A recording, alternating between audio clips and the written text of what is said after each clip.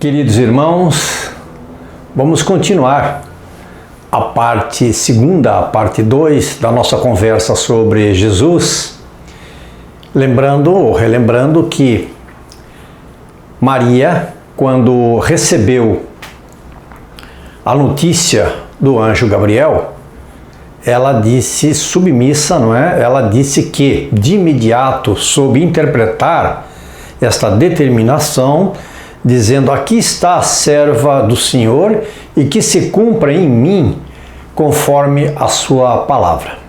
Mas vamos voltar um pouco nesta linha do tempo para relembrar um outro fato que também é importante e tem relação com o nosso Gabriel, não é?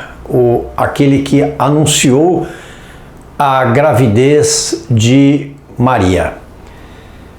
Pouco antes, meses antes, ele esteve com Zacarias. Ele materializou-se para Zacarias, que era um pastor do templo. E Zacarias, que era casado com Isabel, e Isabel era quem? Prima de Maria. E este Gabriel, este anjo, então, disse a Zacarias que que a esposa dele, não é, Isabel, iria ter um bebê.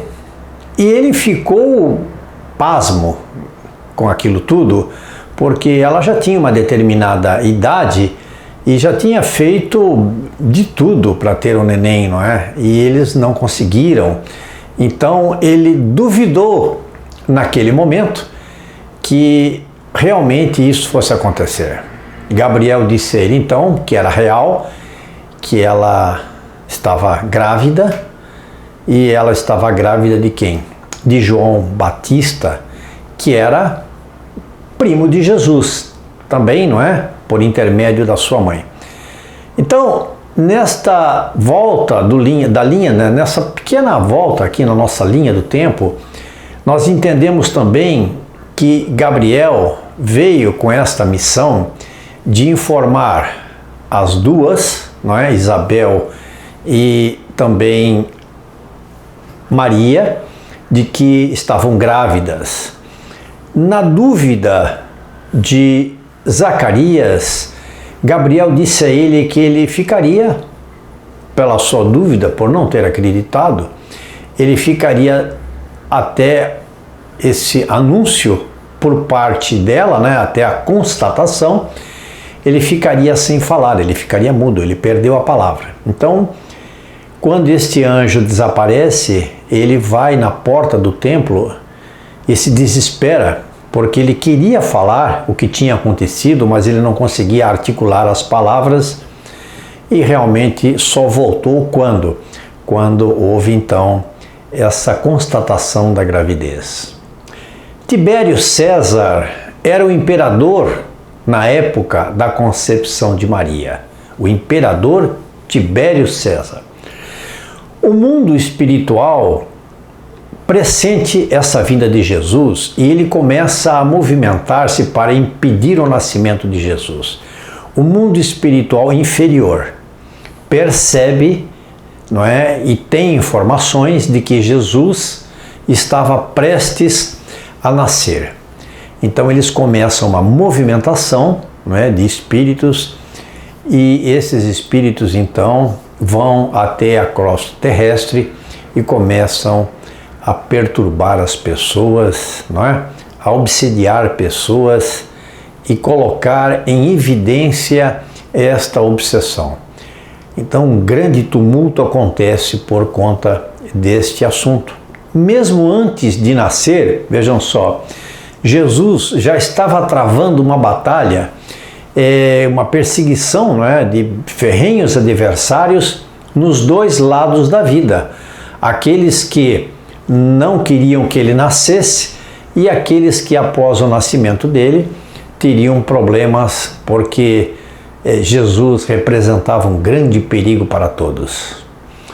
O nosso irmão José, ele descreve a concepção de Jesus, que apesar de ela ser hominal, não é? ela não se dá como a de outros homens. Isso está na página 46 do livro Jesus de Nazaré, para quem tiver o livro ou quem se interessar, não é, em adquiri-lo. Na página 46, o irmão José diz que outros homens já nasceram desta maneira, e ele lembra nesta situação em que ele comenta o nascimento de Jesus, da inseminação artificial que hoje, não é, muitos mil anos para frente, nós temos e é praticamente normal.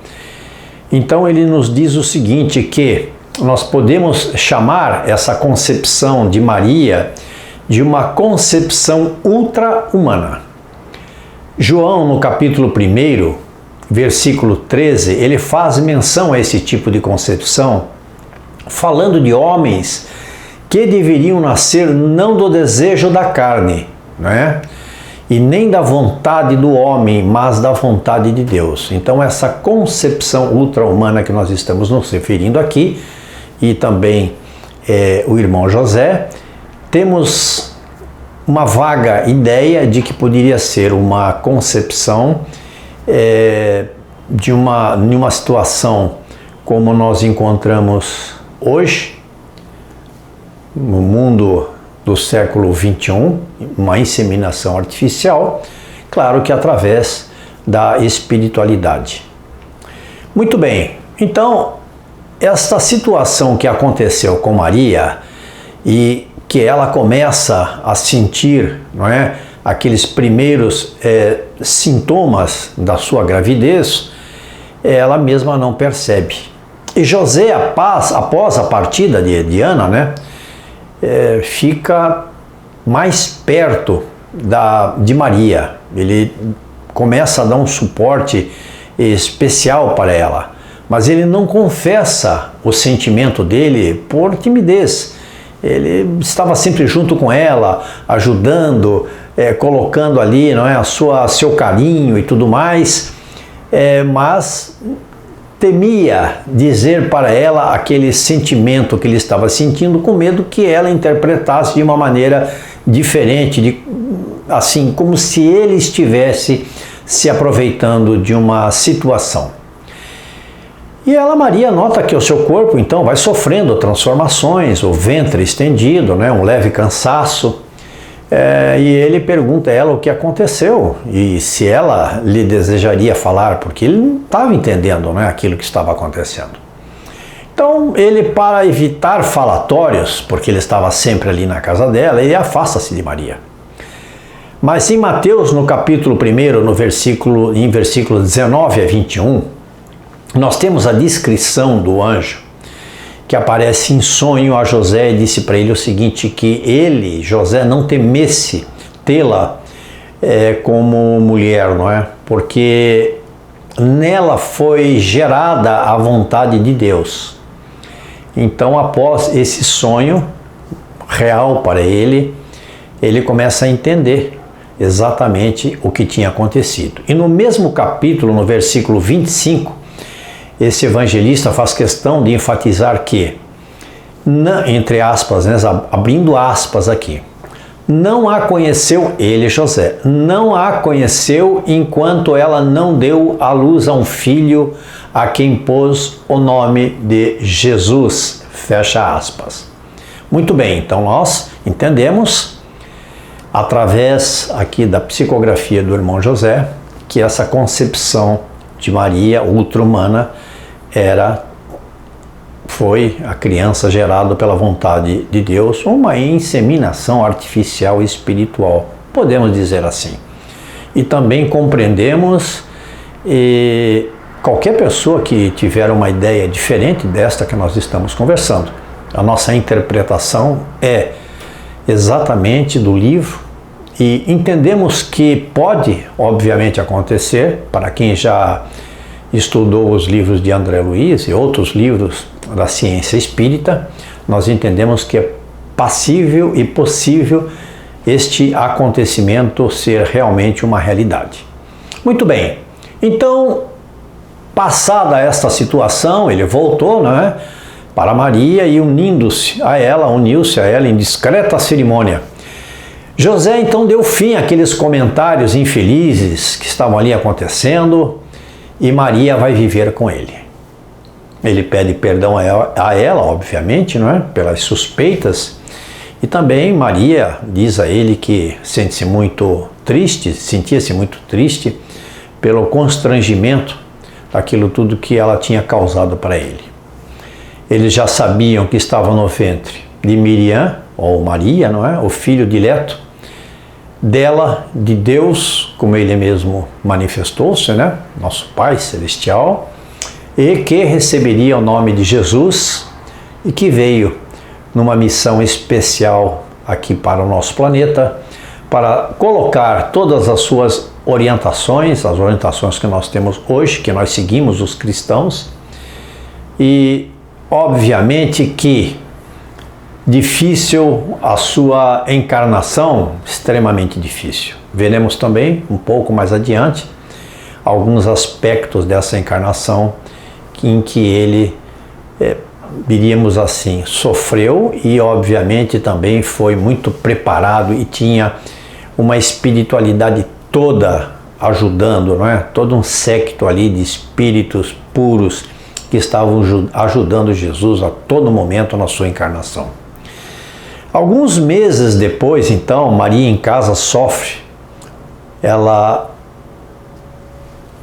Esse sofrimento que nós estamos falando aqui, né, sofre a situação de ter a criança, o nascimento desta criança que denominamos Jesus.